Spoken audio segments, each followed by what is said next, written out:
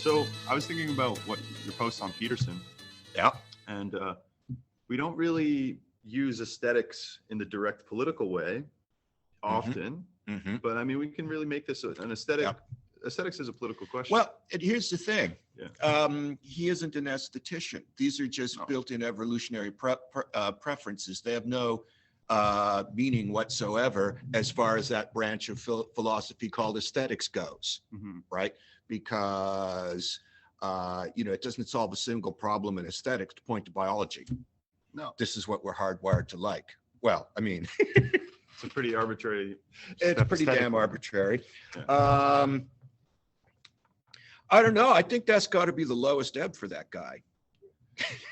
It's just grasping at for popularity. But look, no, I know, and it's grasping for notoriety. But of course, I know exactly what he means. Sports Illustrated is not obeying the laws of Darwinian sexual selection. So they're being neo-Marxists who are trying to alter nature. That is his whole, this little episode encapsulates his entire shtick.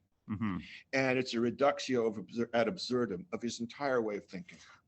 Which you said it's great that he has this clownish version of Marxism in his own head, and he shows us exactly what it is. What it is. Yes. Yeah, it's like, oh, this is the Marxism. It's Sports Illustrated. Yeah, this like commodification of a new form of female. Yeah. Is like his Marxism. Yeah. Now, that's not a very good Marxism. That's not a very good mark, because commodification of a new form of female is expanding your market base. Yes. Yes. So a complete lack of understanding of Marx, and not to be kind of dumping on Peterson as a point of our dialogues, but I think you could be so much more creative aesthetically. And what a sad thing that it's not a feature of his thought. Look, I'll be real frank with you about this, Jordan. Sure. What do you do about the Jordan Petersons, the Ben Shapiros, the Richard Dawkinses, people with whom it's impossible to engage on any level but polemic? When you kind of know philosophically, polemic is the lowest activity. It's kind of the biggest waste of time. Right? Yeah, totally. But there's no other way of interacting with these figures except in a polemical mood, because they're posers. They're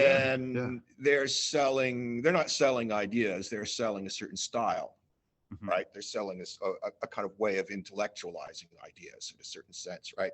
And it's toxic. They're selling a toxic style, okay? They're not even selling a content, okay? Shapiro is just doing a scattergun little Ratso Rizzo thing. Dawkins does his Oxbridge accent. That's all the packaging is the content. Yeah, and so let's take that back to Dennett, because I know you wrote about Dennett. Yeah, a long time ago. Yeah. I haven't had anything to do with Dennett ever since. He had a big surge of popularity in analytic philosophy in the 80s and stuff, right? Yeah, I guess he did. And he's not a stupid man. Dennett is a much smarter man than, say, Dawkins. Okay. But still, he's selling something. Yeah. And if you ever interact with Dennett fanboys, they have that exact same style, a hyper masculine, super verbal aggressive, intensely heuristic, right? Sophist style, like Thrasymachus, right? And so in a certain sense, yeah, he too is selling an intellectual pose as much as he is selling, any particular interpretation of Darwin. People who know tell me his interpretation of Darwin is totally wrong, but okay, but I'm not in that. That's not my world, so I don't participate in those debates. But Dawkins did his selfish gene thing, and it had selfish in the title, and so Steve Jobs reads this, he's like, yeah, selfish. That's what I am. Yes. Okay. And that point is not even related to the content of the book, right? The book could have been utterly sincere, but because it's got that title, that CEOs are going to pick it up. All kinds of nefarious people are going to pick it up as a rationalization of their political and their social and their ideological attitudes, right? As Dawkins constantly protests, I always vote Labor.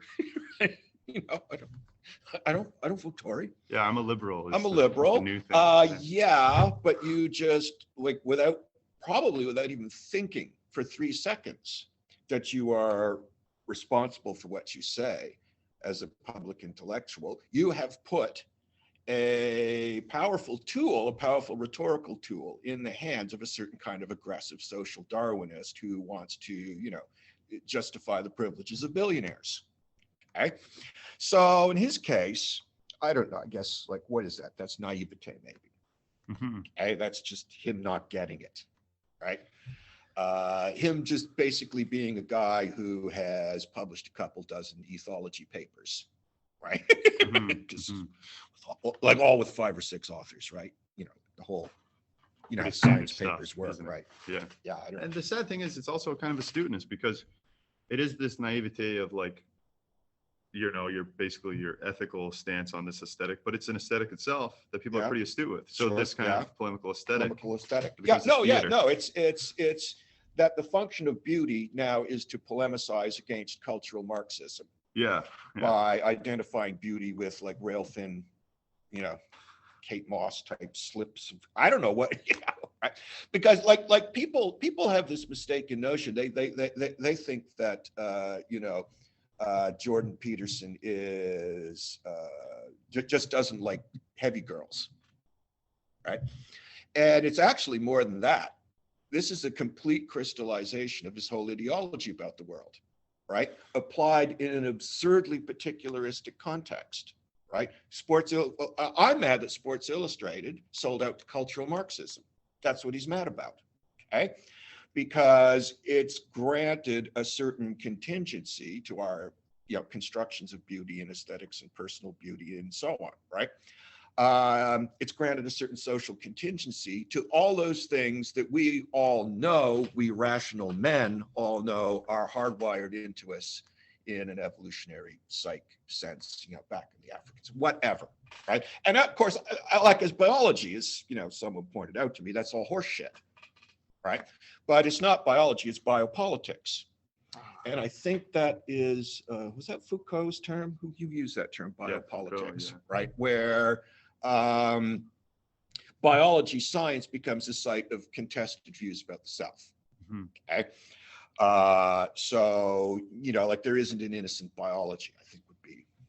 Yeah, because they're always tied up with apologies for control of population. Yes, right. So science can be this industrial thing, it can be this knowledge-based thing. It can also be an apologetic thing. So it's an apologetic tool. I always, go back to that. I always, go back to something Feyerabend says. There's science with a capital S and science with a small s. Okay? Science with a capital S is an ideological tool. Science with a small s is the wonderful work Dr. Fraser does with bats. Okay? And so science as a public phenomena, right, is a very different thing than what goes on in a lab, what goes on in Dr. Fraser's classroom, or what goes on in Dr. Rouleau's classroom, or whatever, right? Okay, so there's a profound disjunction. In fact, many people have pointed this out. There's a profound disjunction between what science with a capital S says that it does and what scientists with small s say they do, right? Okay. So, I mean, science with a big S says there's this thing called scientific method, okay? But there's whole branches of science like paleontology that don't employ scientific method in that sense, okay? So the method is an ideological construction, right? It's a way of othering or excluding certain kinds of claims, right? Even though there are whole branches of science that don't use scientific method. So it's an apology for this kind of sheer rationalism, essentially. Sure. Yeah, no, it's an apology for a certain kind of rationalism, and it's parochially Western. I think anti-colonial critics are right about that. It's gendered. I think feminists are right about that. And I'm not saying those things to, and those people aren't saying those things to, quote unquote, destroy the Enlightenment or something like, Pinker insists, right? I mean, it's just. Yeah, that happens to be the case. Yeah. Okay. And what happens to be the case is that scientific method per se, scientific reasoning per se, does not filter out the biases of the observer. Those things are still present in a constitutive sense. Like the guy who tried to write a paper on endometriosis, and he just, you know the guy, Italian doctor. I wrote a piece about this a long time ago. But what essentially it was is, endometriosis is a puzzling complaint. Okay, like it's, women in severe crippling pain. Oh yeah. Yeah. Yes. And so it's fairly common, but doctors don't know what it's caused by, and they're in the dark about how to treat it. Right. So it's a puzzling, stubborn, persistent problem that the medical establishment has so far not successfully grappled with. Okay, for various reasons.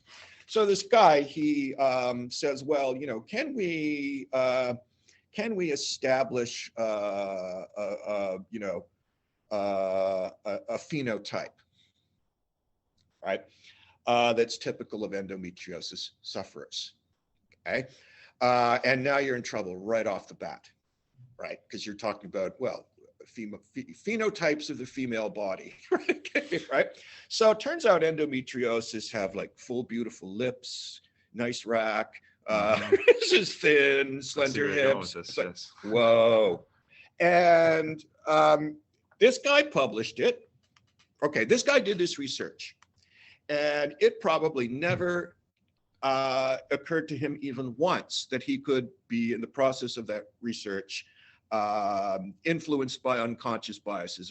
No, he was doing science as far as he was concerned, okay? And he was doing interesting and important science, and he was trying to help people, okay? In fact, he probably saw himself unconsciously as a white knight that was riding to the rescue of these poor women, okay? By doing this cutting edge medical research. So anyway, so the fantasy element, the kind of, not to go all Freudian here, but the economy of desire that governs his activity, right? That completely escapes his consciousness, okay? Then he sends it off to be peer reviewed, right? It completely escapes the awareness of the peer reviewers and the editor of the scientific journal in which he published this piece, right? The libido, if you like, the libidinal aspect of his research got through every single filter, right? It got through his own internal censor, it got through peer review, it got past the editor of the journal, it got past a whole bunch of people who cited and recited this paper, okay, right? Libido wiped the floor with science. Libido kicked science's ass, okay, right?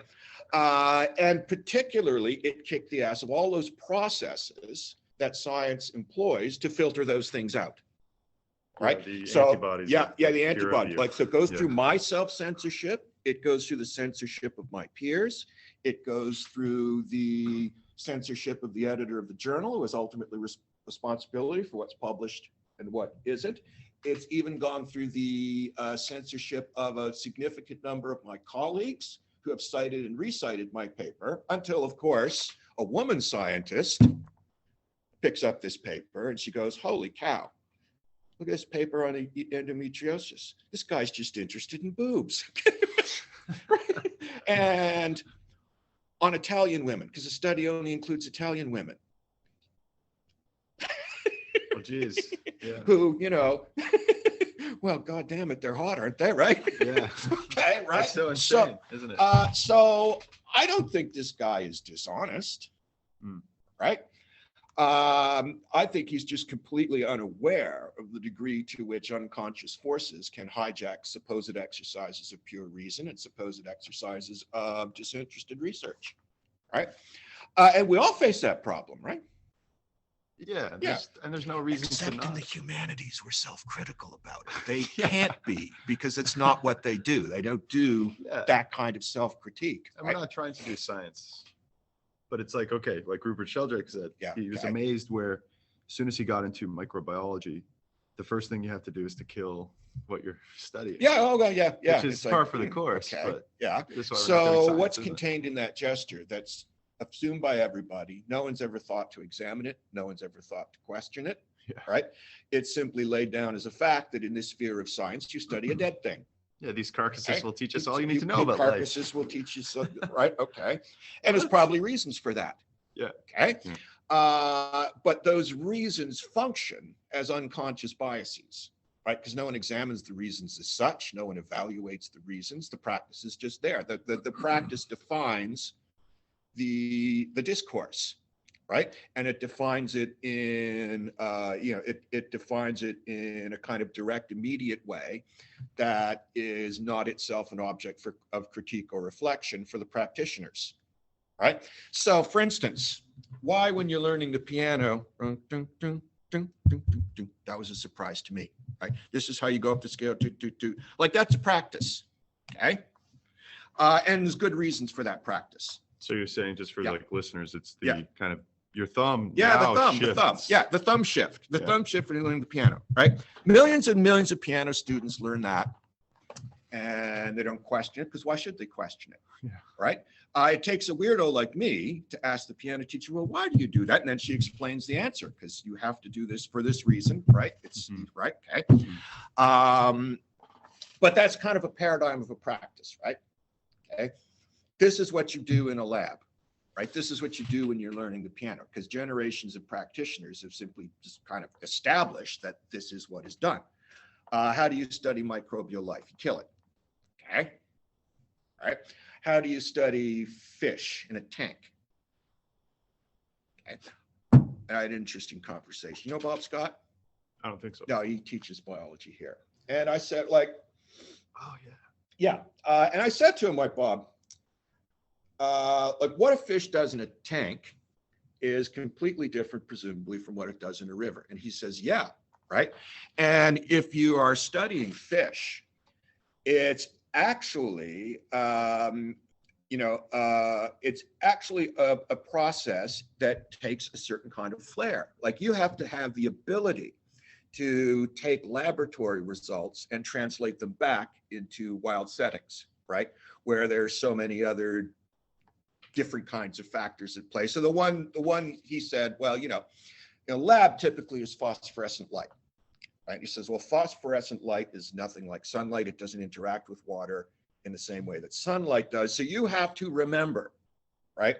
When you've studied your fish in the tank, you have to adjust for and factor in the difference that's there, right? When you're dealing with natural as opposed to phosphorescent light, because that will affect the fish's behavior, will affect the fish's senses in all kinds of ways, right? And he says it's kind of an art of translation, okay? And the important thing is it's an art. Like you can't, it's not one of those things like you teach somebody how to do this. Like it's practice, right? It's like practicing your piano, okay? So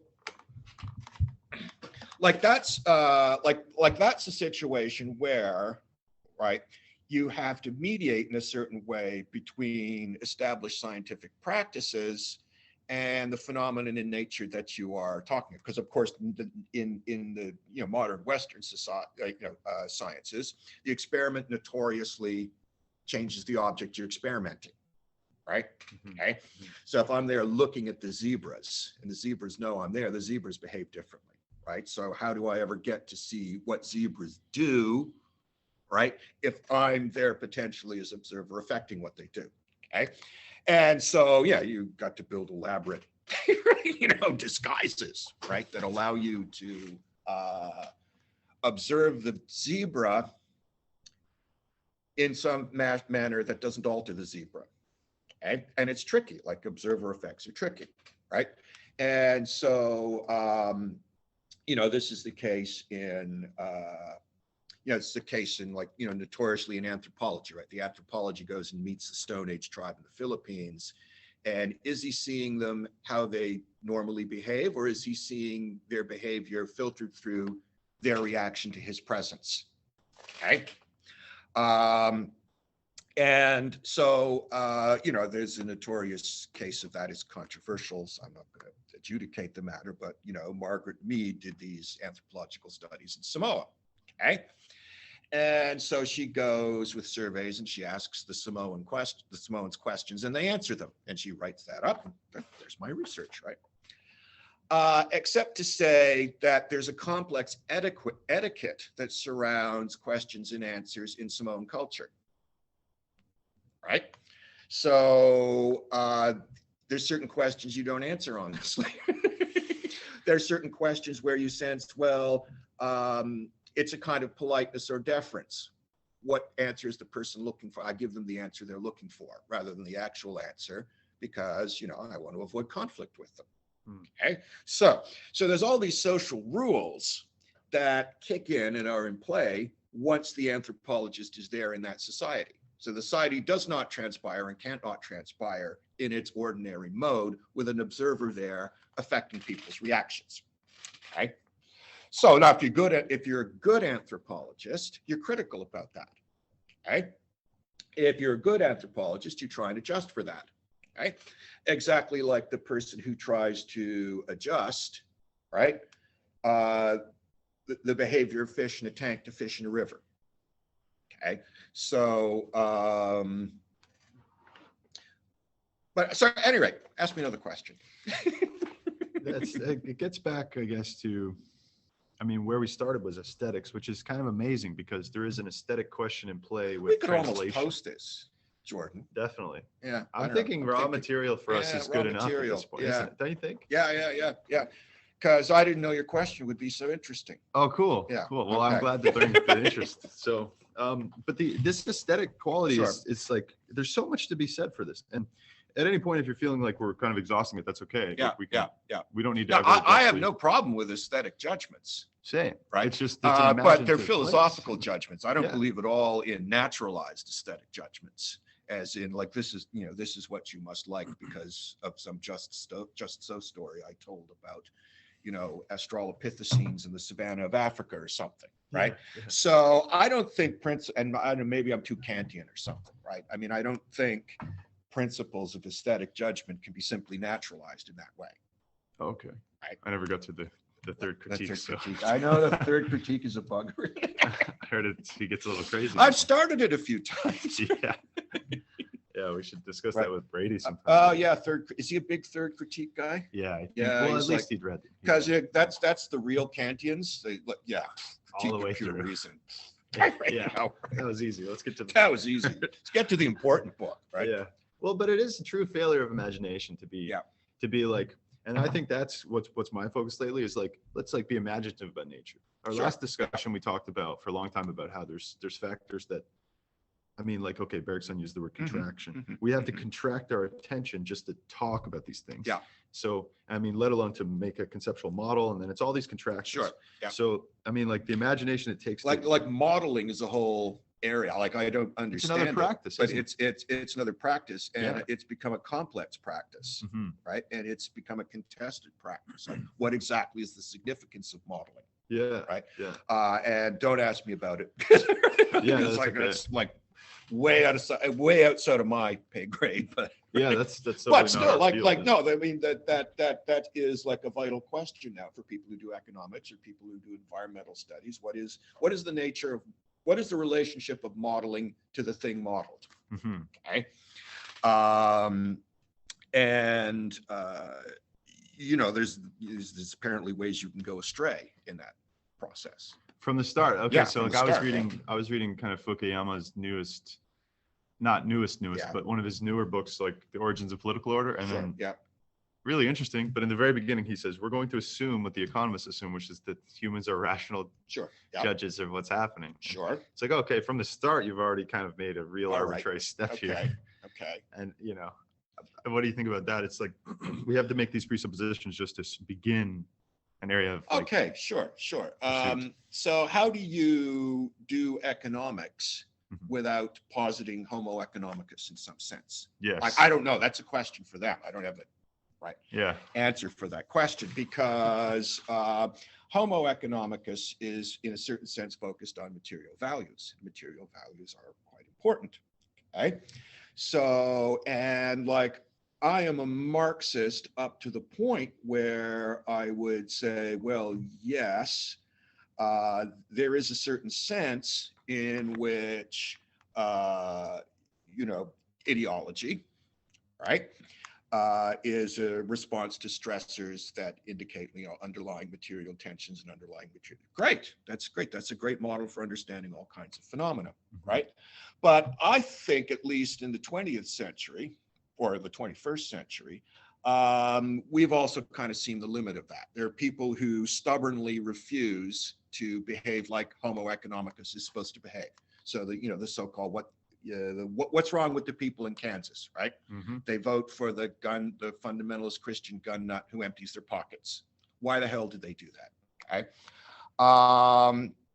And there's a number of answers to that, but I think I think if you're looking at politics today and actually trying to understand what's going on, you realize that there is this tension there, and indeed it's not simply a tension. There is this interplay between material forces and material factors and symbolic ones. Okay. Now, I think there may be certain ways of reconciling that, and I think we discussed this Parmenius once. The notion of recognition is important there, right? That the real currency may not be money. The real currency may not be freedom negatively conceived. The real currency might be recognition, okay? So, and I'll give you an example of that, okay? It's an author. I was just reading an article by this guy the other day, Ben Burgess. I like Ben. Yeah, he's Ben Burgess, smart guy. Yeah. So he was saying, well, why can't this pro-life Catholic over here, right, just go to his church every Sunday and do his own thing and live his own life and not bother the LGBTQ activist over there, right, who presumably does the same thing, right? And I think and so on a materialist account, a pure materialist account, there's no answer to that question, right? Why don't these two people just keep out of each other's hair? Okay. Because presumably there's some situations in schools where that becomes difficult, where these people have to occupy the same space. But for most of their lives, this guy can, go to a Latin mass every week or whatever, and this guy can go do his thing, and why should they cross paths? Okay. And the reason that doesn't happen, I think, is recognition. They're both battling for some kind of social recognition of their viewpoints. And the secret thing, and this is what keeps them fighting with each other, each one is battling for the recognition of the other. Okay.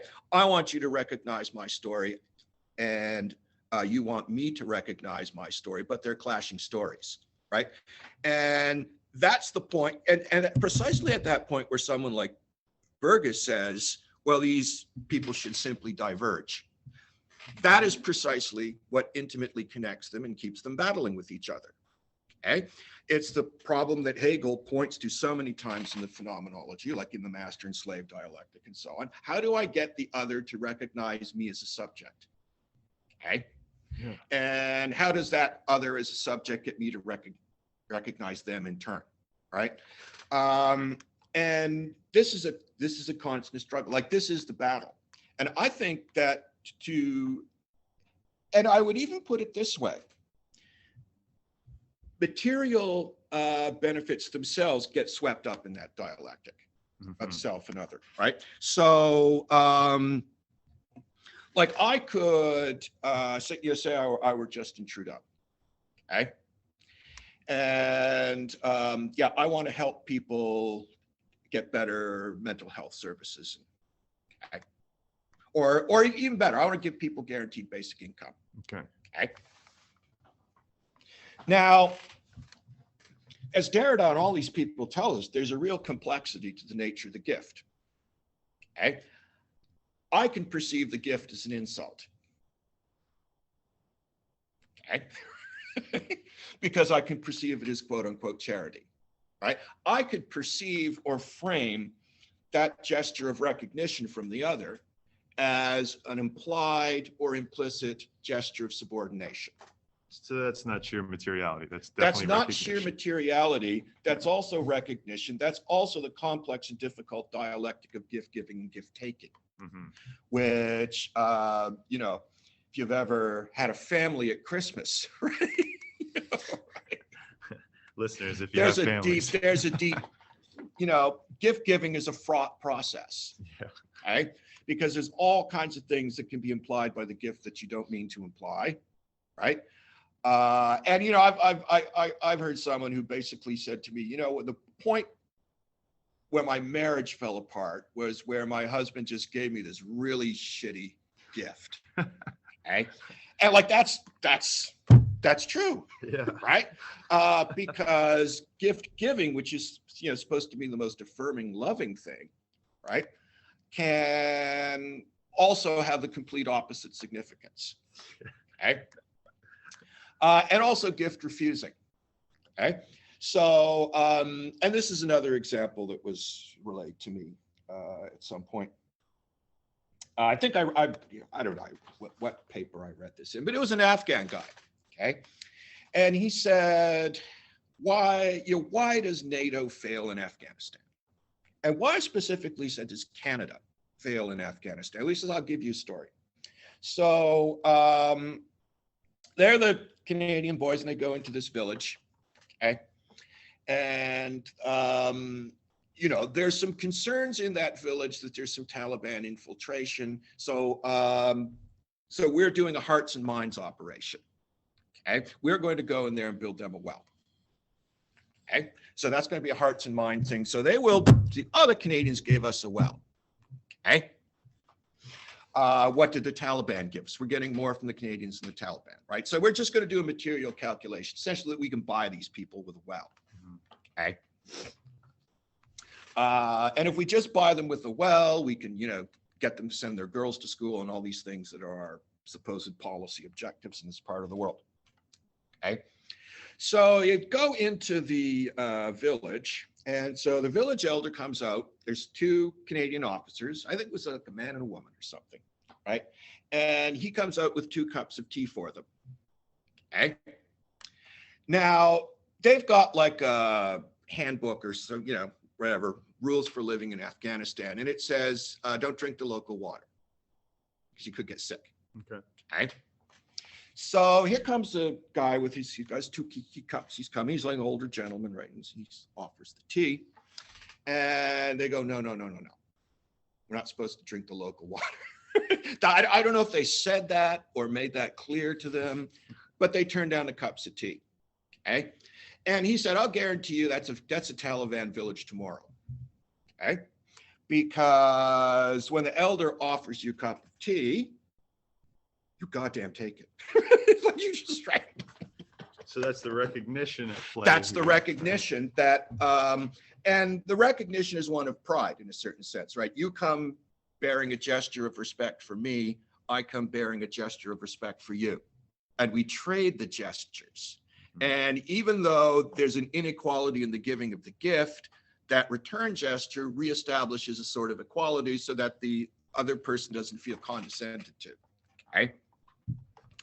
And I guess there are cultures where that's like you need a real fine discrimination about how you handle the offer of a gift from somebody. So anyway, because in Afghanistan, you never turn down a cup of tea. Okay. And he says they're not going to remember the well. They're not going to give a rat's ass about the well beyond this point. All they're going to remember is that the Canadians came to our village and they shamed the elder. The elder offered them 2 cups of tea and they turned them down, and that's an insult. And that's the thing they're going to remember, right? Exactly the way, like, some, impoverished dude in Kansas is so fixated on his gun. Can't take my gun, right? Because that's my little, right? That's like my little thing that establishes your respect towards me. Got a gun, damn it, right? So politics starts to revolve around all these kinds of symbolic offers and symbolic gestures. And like if I had a message for the NDP, okay, for instance, I would say, yeah, GBI, rural health care, more mental health, all of these things, right? But you also have to watch how these things are given. right? Because the gift can be given in such a way as, however sincere you are, it's perceived as an act of condescension by the other, okay?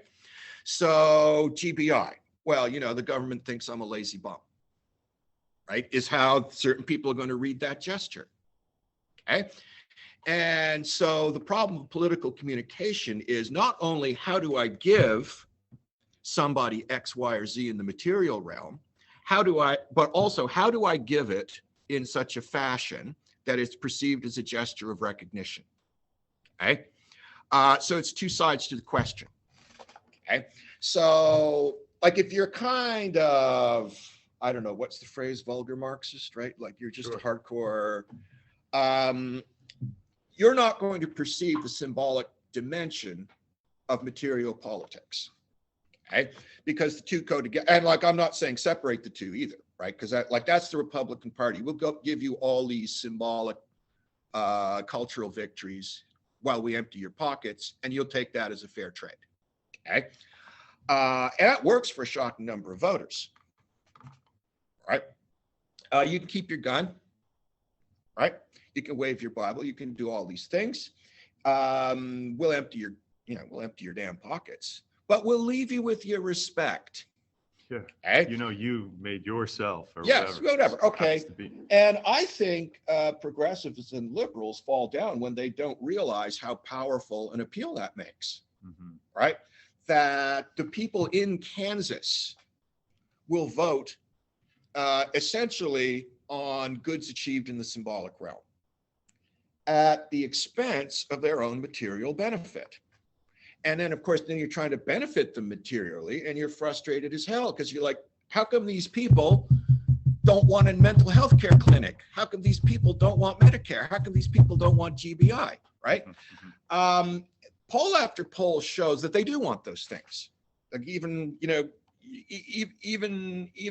Bernie Sanders had a following, sections of which went to Trump, right? People want those things, but they also want those things in an given to them in a symbolically adequate context.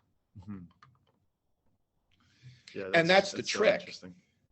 Yeah, right? it's so like capturing so many contradictions. So you go into Alabama and like you make the Obama mistake. It's their guns and their bitter religion. Like arguably, when Obama says that's the end of American democracy, right? Because he has said the exact wrong thing. Totally. Right? And he has inflicted a symbolic wound on all kinds of people. Okay? And like the Afghan elder with his tea, the symbolic wound lasts a lot longer than the material wound. Okay? So Hillary Clinton does this with her basket of deplorables. Elizabeth Warren makes some comment about same-sex marriage, where she says, "Well, how many white men cheat on their wife?" Right. So that while the progressive or the liberal is trying to do you good, they're also inflicting a symbolic wound that's far more important to you, right? Even than the GBI, even than the rural mental health care clinic, even all those things you not only materially need, but you even materially want. Okay? Folks in that Afghan village want the well. They're not stupid. They drink water, right? But they want the well in a certain way, right? They want to be given the well in a fashion that leaves their dignity as the gift receiver intact. Okay? And I think like that's, and that's why it's important to accept the reciprocal gift. That's why you have to eat the tea, right? Okay. And, another example, this was something, I read a poem once that referred to this, that like, if you're a Christian missionary in a certain part of Indonesia, you go into a village, it said, they come out and they offer you a grub. It's like disgusting. It's like they put this grub on a leaf and they offer you that. What is that, like a bug? Yeah. Oh, like, you damn well take it. You better eat this. You eat that bug, right? If you have any intention at all of interacting with these people or quote unquote preaching the gospel to these people, whatever, you eat that damn grub. Yeah. And it's like a big fat it's like, It's like a big caterpillar. Isn't yeah, it? it's a big caterpillar, Oh, great big caterpillar on a leaf, protein. protein, yeah.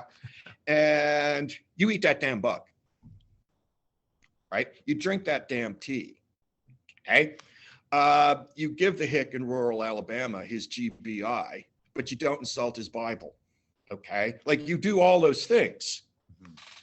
And of course, as politics gets increasingly polarized, right? You want to win and you want to inflict the symbolic wound on the enemy, right? Yeah, right. I mean, that's what you want to do, okay? Because if politics becomes about the symbolic in a certain sense, then the way you win politically is to get the symbolic victory and inflict the symbolic wound, okay? And then I think that that kind of dynamic, I think we've seen in the United States, especially how that completely subverts the forces of ordinary material politics. So there's no longer, like in the material sense, there's the winner and loser. Yeah. In the symbolic sense, that's true now, but now it's mutual on both sides. Yeah. So what Yeah. would be the symbolic defeat and win of, like, say, the liberal democratic institutions in America now? What would that be? Oh, okay. Look, I'll put it to you this way. Yeah. Okay. Right now, the symbolic win for conservatives is overturning Roe v. Wade, right? And they don't care what happens after that, okay? They don't care if abortion is more common or less common or anything, right? Because it's the symbolic wound that has to be redressed. And of course, the way you redress a symbolic wound is symbolic revenge, right? We put Trump in power. Trump appointed all these pro-life judges, right?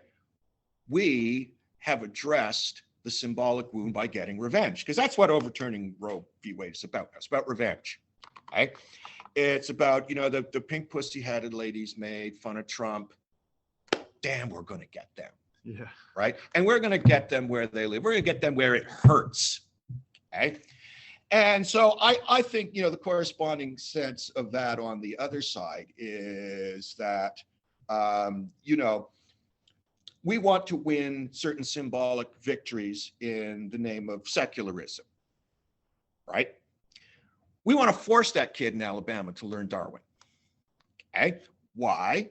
Because it's in the school where the important symbolic victories are won, right? So it's in the school where contested social questions, contested questions about the symbolic or the religious or the moral order, that's where you win or lose in the school, in terms of what the teacher stands up there telling your kids, right? So if the teacher stands up telling your kids, about homosexuality, don't say gay, Bill, right? That's a fight over who gets to say what to kids, okay?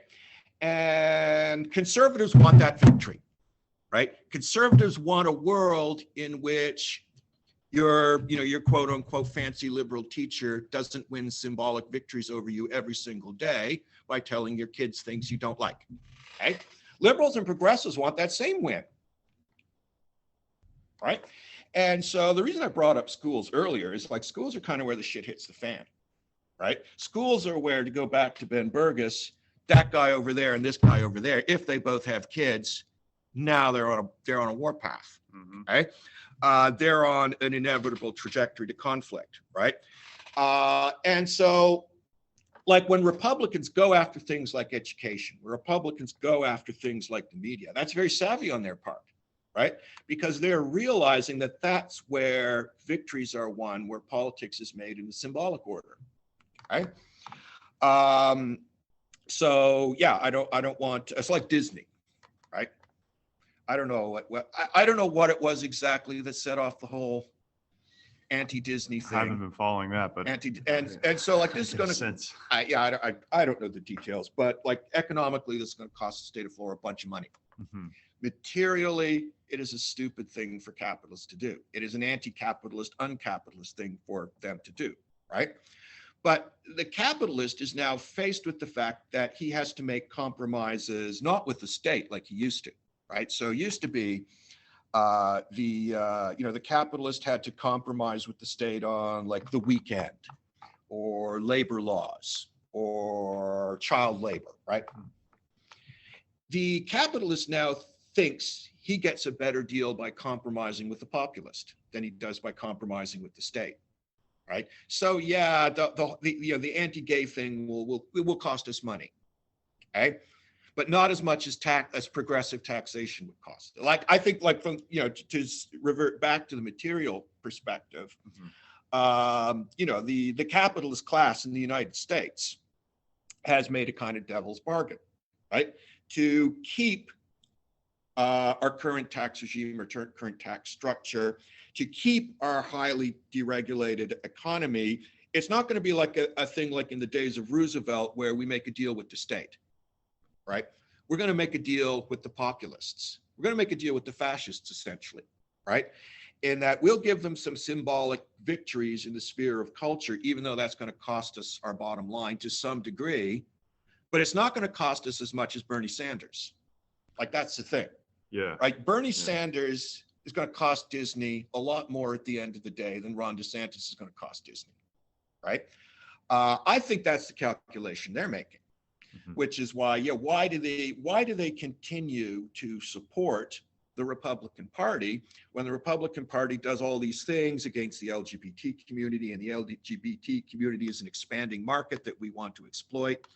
And like, we're capitalists, their money is as green as our money. Right.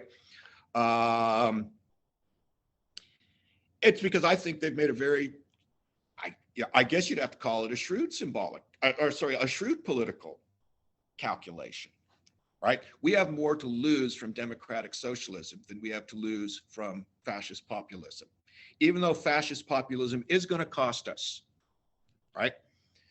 It's going to cost Disney, okay? It's going to cost other corporations, but it's not going to cost us as much.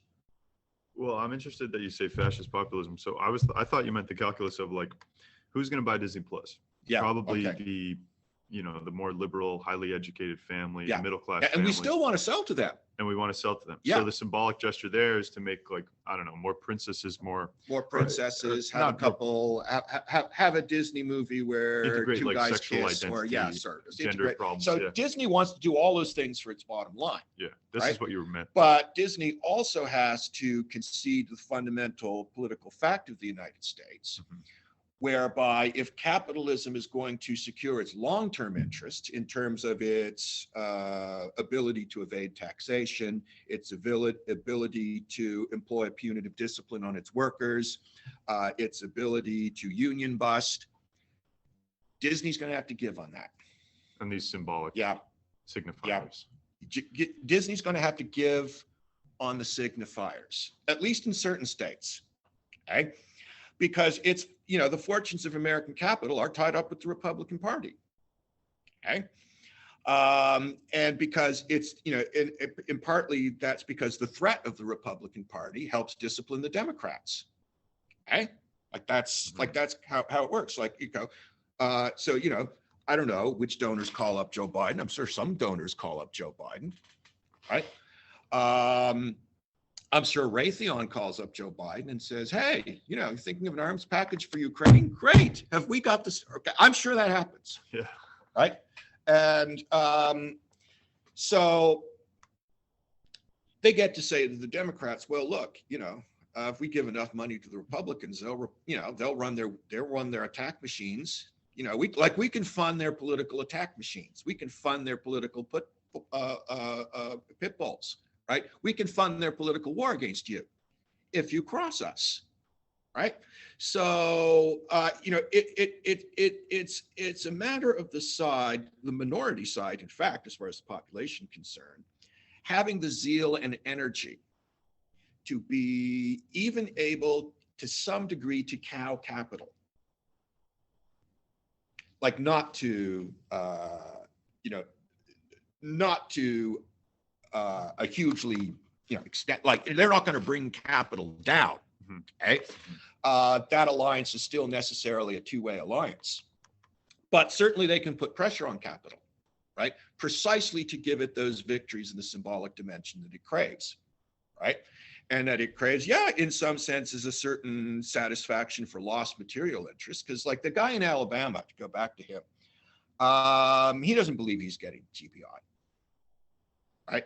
Even if Biden starts talking about it, even if Biden starts talking about student debt relief, he doesn't really believe he's getting it. And this is true in Canada as well, okay?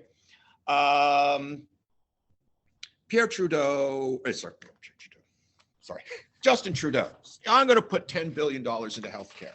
Great. How much is that's going to get to my family in rural Cape Breton?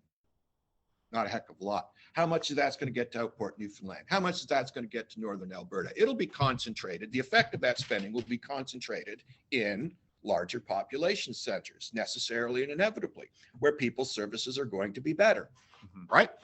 So it's like, and that puts some, like an NDP candidate in Timmins, Ontario, or someplace like this, in the position of preaching social democracy to people who've never seen it and don't think they are going to see it, right?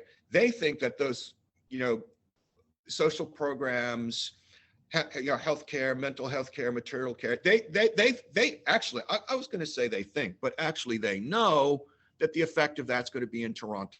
It's going to be in Ottawa, right? It's not going to be in Chelmsford, right? You're not going to get a mental health clinic there, right? So how do you preach social democracy in a context where people kind of know that social services get centralized? They get centralized in larger population centers and so on and so forth, right? And so you need a comprehensive pushback against that. And that pushback has to be sensitive to the symbolic order, okay?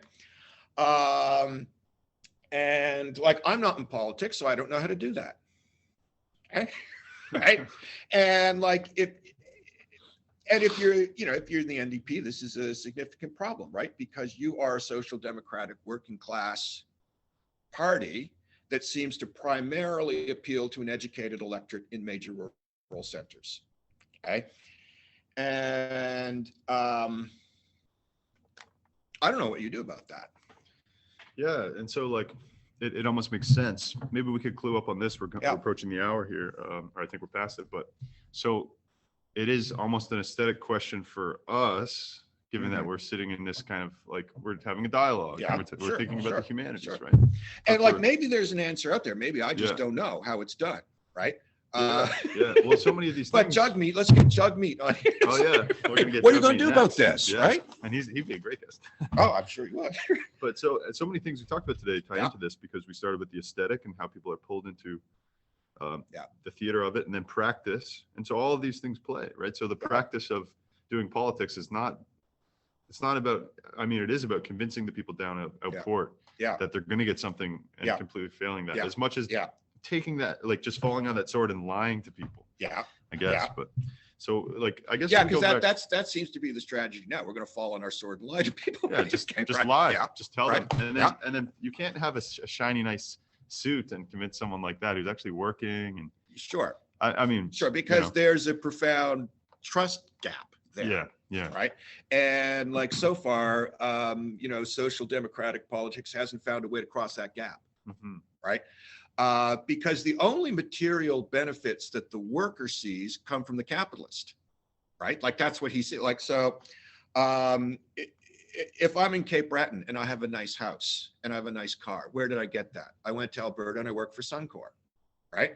So the worker sees what he gets from the capitalist and he applies the bird in hand principle, right? Who am I going to support? The capitalist, right? Because he pays my check, okay? The government comes and makes all these promises. I don't believe them. Okay. And part of the reason I don't believe them is like, the worker is smart enough to know what side his bread is buttered on. Right. And so, and even more, not only in terms of benefits, in terms of punishment. Right. What happens if the boss hears I put an NDP sign on my lawn? Right. Right. He's going to call me up. What are you doing? Right. So I mean, I guess I heard this is a problem in the oil industry in Alberta. There seem to be people there interested in like whose sign is on your lawn. Okay, better be a goddamn Jason Kenney sign, right? Yeah. Right. Yeah. So the capitalist can go both bribe and bully the worker, in a certain sense, always using the bird in the hand principle. Mm-hmm. Right? Don't reach for more, because if you reach for more, you lose what you have. Okay. So this guy in Cape Breton, who's worked for he goes out to Suncor every many times you go out to work for Suncor in the oil patch year, right? 2 weeks on, 1 2 week weeks off. on, and okay, his terror is that Suncor is going to pack up and go, because Suncor is a corporation. It can go someplace else if they don't like if they think the environmental rules around the tar sands are too strict. They can go to Saudi Arabia. They will go to Saudi Arabia, right? Because because they don't believe this ethical oil bullshit. They just think oil is oil, right? If we're not pumping oil here, we'll get some from Saudi. We'll go to Nigeria, whatever, right? And actually, it's better because we make more money when we work with those crooked regimes in places, right? So, yeah, I mean, there is the worker, and he applies the bird in the hand principle, right? If I vote for the party that offends Suncor, I will be the loser, right? Because Suncor will abandon me, and that government that made all these shiny promises will also abandon me. Mm-hmm. Okay. Mm-hmm. So, and I mean, I think that goes back to free trade and NAFTA and stuff like this, right? Okay, you're going to do this massive restructuring of the economy. All kinds of people may lose their jobs or whatever, right? But we will offer them retraining. We will cushion the blow. Nobody cushioned the blow, okay? Especially in the U.S. Okay, so we did the restructuring in the 90s. We did we did this, we did that, and Clinton just said, "Screw those people." Right? I mean, it's like get a different job. Yeah, what was that in the beginning of Chris Hedges' America the Farewell Tour? Yeah. It was just that empty factory that's still empty. It's still empty. Got the punch cards. Yeah, still got, so it's the empty factory still, and people in that factory were probably promised X, Y, and Z, and in all likelihood, they never got X, Y, or Z, Yeah, right? Where's this retraining I was promised? Yeah, right. He says the shift that they were on, like they were mid-shift. Yeah. Sorry, guys, factory's closed right now. You're out. Get out. Okay, get the fuck out. We don't owe anything to you anymore. Exactly. Yeah. And of course, Clinton did the same thing. You gotta have a job. Yeah. Right. His food stamps, right? And I cut those, by the way, right? Yeah. Go get the food stamps, which I just cut, right? Yeah, and the tragedy being that the Liberal Party in the 90s had to respond to and this is Clinton's initial strategy, right? I'll be stronger on crime than even these weak Republicans at the time. Sure. I'll be strong on crime, austerity, and pull yourself up by your own bootstraps. That's now the progressive leftist message. Yeah. Right. Wow. I think that if you're an NDP supporter like me, I've never sat down and assessed what exact damage that did. But I have zero doubt it did a lot. Mm-hmm. In terms of just people's basic trust for public institutions. Absolutely. Okay. And if you don't trust the public institutions, the conservative message gets very seductive. Keep lowering Suncor's taxes so you can still get those shifts in the oil stand so you can afford the payments on your boat. Yeah. Right? Because that guy's terror, he doesn't want his boat repoed. He doesn't want his big SUV repoed. Right? He's the perfect, he is the perfect capitalist voter, right? Because if Suncor just picks up and leaves because they decide, and like some point, Suncor is just going to decide wind is more profitable, right? But not now. You can still ride that gravy train in the tar sands for now, but at some point, and I think the workers know this. At some point, Suncor might be saying, there's more money in wind turbines. Yeah. Right? That's going to be an interesting pivot, isn't it? And that's going to be an interesting pivot because they're not going to take care of those people. Right? These oil. The last guy working in the oil, he's going to lose his boat. Yeah. He's going to get his big SUV repoed. He's going to lose his snowmobile. Mm-hmm. Yeah, all this rides off of too. I was reading Thomas Frank, and he was saying, sheer business, the meritocracy of the business of the Republican Party has given way to the the business class, which is the highly educated, the elite class, the people who are now the top of the chain are not just owning business. It's the people who are the highly educated who are going to be, legal minds, or they're going to, like the people who graduate Harvard as opposed to the people who just started a business, the down home thing. Yeah. Right? Yeah. Are we, I guess I've got writing a book review anyways. Oh, beautiful. So we'll talk about that sometime. Okay. Thanks. So that was Professor Wells. interesting enough. That was good. Maybe we should do something with that. Yeah. So Okay. I'm going to take a look and we'll just say goodbye to everyone. All right. Say goodbye. Okay. Bye-bye. All right. Okay. I'm saying bye to the public. To the microphone. Yeah, to the microphone. Bye, microphone. Thanks, everybody. All right. Okay.